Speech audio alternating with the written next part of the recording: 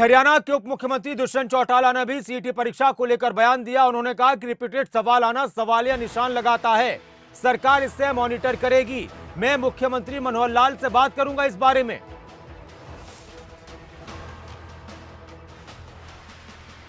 विषय के संबंधित मुख्यमंत्री से इस पे चर्चा मैं अभी इस पे कोई टिप्पणी करूं बहुत अर्ली होगा।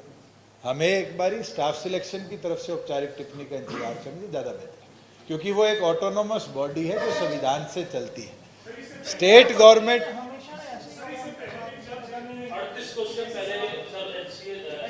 देखिए वो विषय अलग था। आप सबको भी पता है कि पिछले साल वाले पेपर से इस साल वाले ये रेपिटेटेड डेज के एग्जामिनेशन के अंदर है, दोनों का विषय बिल्कुल अलग है। एक बारी क्योंकि वो पब्लिक सर्विस कमीशन का विषय था, ये स्टाफ सर्विस कमीशन का विषय है। सवाल जवाब प्राइमरी तौर पे इस पे मुझे जवाब देना अच्छा नहीं है, पर मैं चर्चा कर जरूर इस पे जवाब दूंगा। हाँ, और जितेंद्र चौधरी मेरे साथ जुड़े हुए हैं, मेरे सहयोगी लगातार इस खबर पर नजर बनाए हुए। जितेंद्र, अब सवालों पर सवाल उठे हैं तो लग रहा है कि बात आगे तक जाएगी, क्योंकि आम आदमी पार्टी भी घेर रही है सरकार को और कांग्रेस भी, और डिप्टी सीएम ने भी कहा कि ये तो सवाल या निशान है, सर मुख्यमंत्री से बात करूंगा।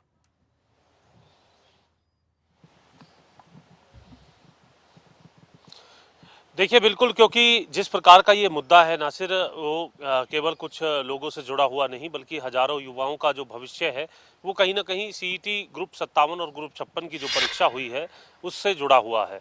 और ऐसी स्थिति में केवल अगले ही दिन यानी परीक्षा के अगले ही दिन 41 प्रश्न एक जैसे आ जाना, ये बड़े सवाल जो है उठाते हुए नजर आता है। और उप मुख्यमंत्री दुष्यंत चौटाला ने भी इस पर प्रतिक्रिया देते हुए कहा है कि इस प्रकार से अगर सवाल आए हैं तो ये अपने आप में एक क्वेश्चन मार्क है।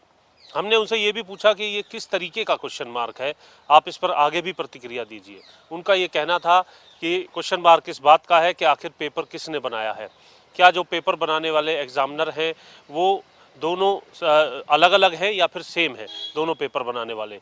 इस तरीके के कई सवाल हैं। इससे पहले एचएसएससी में क्या इस प्रकार का कोई घटनाक्रम देखा गया है, क्योंकि अपने आप में ये युवाओं के भविष्य से जुड़ा हुआ सवाल है। और ऐसी स्थिति में उप मुख्यमंत्री दुष्यंत चौटाला ने भी ये कहा है कि मुख्यमंत्री मनोहर लाल से वे इस बारे में बातचीत करेंगे और सरकार इस पर जरूर संज्ञान लेगी। किस प्रकार का वो संज्ञान होगा, संज्ञान परीक्षा होने के बाद जो है कोर्ट से रिजल्ट घोषित कराने को लेकर के होगा, या फिर जिस प्रकार से ये प्रश्न जो है हूबहू अगले दिन 41 प्रश्न जो है आए हैं इसको लेकर के होगा, इस पर कोई संज्ञान को लेकर के होगा। क्योंकि हम ये देख रहे हैं कि युवा ये मान रहे हैं कि इससे जो कॉम्पिटिटिव एग्ज़ाम है उसकी कहीं ना कहीं जो कॉम्पिटिटिव एग्जाम की वैल्यू है वो कम होते हुए नजर आती है अगर इस तरीके से प्रश्न जो है वो रिपीट होकर के सामने आते हैं। ग्रुप 57-56 में दोनों ही जो अभ्यर्थी हैं, ऐसी बहुत बड़ी संख्या है जिन्होंने दोनों एग्जाम दिए हैं, तो ऐसी स्थिति में उनको बड़ा फायदा जो है वो मिलते हुए नजर आएगा। और वहीं दूसरी तरफ कुछ छात्र अपने आप को इसमें जो है गलत तरीके से इस परीक्षा को देख रहे हैं। अब ये देखना है कि सरकार इस पर क्या संज्ञान लेती है। उप मुख्यमंत्री ने ये कहा है कि वे मुख्यमंत्री से इस एवज बात करेंगे और इससे पहले की हिस्ट्री भी निकाली जाएगी और इस पेपर को बनाने में कौन कौन लोग थे उनकी भी हिस्ट्री देखी जाएगी कि आखिर कौन सी वो एजेंसी थी, किस तरीके से ये पेपर बनवाया गया था और आखिर इसी तरीके का पेपर क्यों आया। क्योंकि एक सवाल और है, क्या अगर पेपर अलग अलग लोगों ने भी बनाया है तो एक व्यक्ति ने बनाया तो अपने आप में बड़े सवाल है ही, लेकिन अलग अलग लोगों ने भी बनाया तो क्या उनको जो प्रश्न तालिका दी गई थी वो सेम थी, जो और बहुत छोटी प्रश्न तालिका दी गई थी जिसके अंदर से उन्होंने इस प्रकार से 41 प्रश्न जो है वो अलग अलग दो पेपरों के अंदर सेम दे दिए।